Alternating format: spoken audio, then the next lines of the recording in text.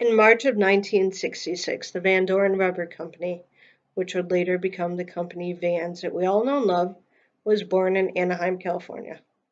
The brainchild startup company of two brothers, Paul and James Van Doren. It was originally started to circumvent wholesale and just cut out retailers entirely. They hoped to sell directly to the public in order to increase their profits. In 1966, on their very first day of business, only 12 customers showed up to their 400 square foot retail space, which they had aptly named House of Vans. Customers only had three choices of style to choose from in shoes, including what is now known as the authentic style. The men's shoes were sold for $4.49 a pair, and the women's sold for $2.29. And because at that point in time only floor models were created, when a purchase was made, the sneakers would have to be manufactured in house that day and available for pickup later on that evening by the customer. Word started to spread rapidly of the thick soled American made shoe, and customers began to line up at their doors. They decided to open 9 more retail locations, and for the first 10 years, the company barely stayed afloat. After many complaints from customers about the diamond tread cracking on the outsole near the ball of the foot, the company introduced the famous waffle sole we're still familiar with today. Vans didn't gain its footing in the marketplace truly until the mid 1970s, when the Era model shoe was released. It has a padded ankle collar, diamond waffle sole, and the off the wall logo. According to history, skaters Tony Elva and Stacy Peralta, who were members of the Venice Beach Zephyr competition team, which was pretty much a group of surfers turned skateboarders, helped design the sneakers by providing new designs such as the two-tone color pathway.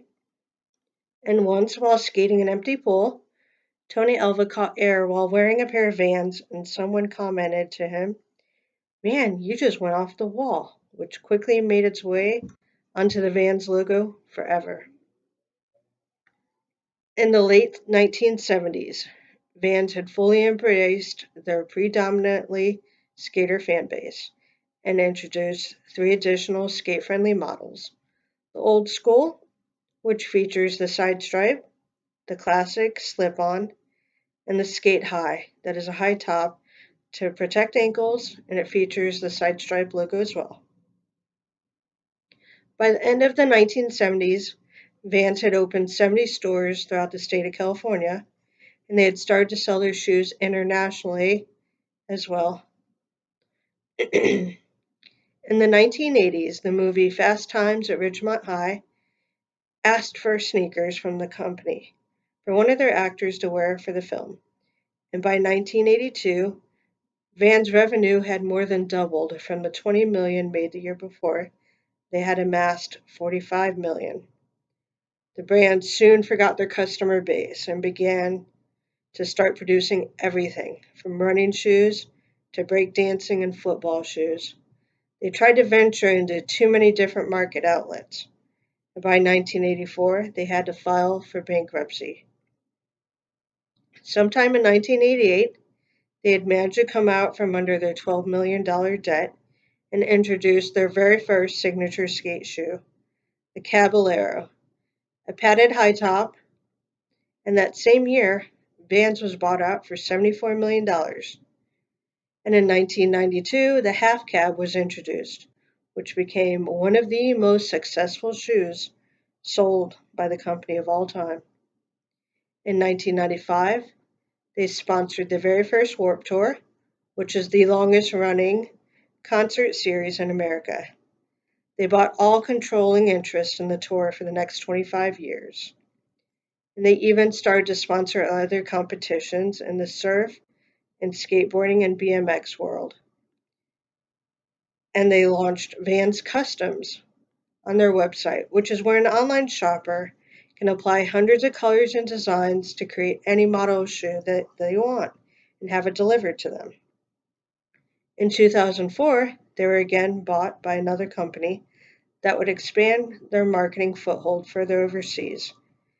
After doing lots of market research, partner stores started to pop up in Montreal, Shanghai, Mexico, London, and even Korea.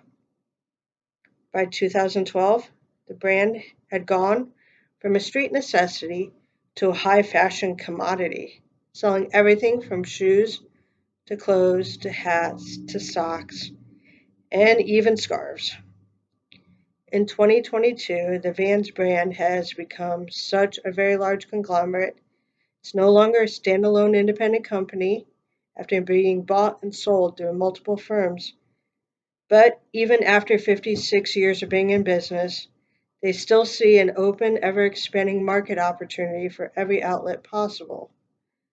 The Vans company we know today wouldn't exist without the financial backbone of both a fiercely loyal fan base and lots of corporate funding.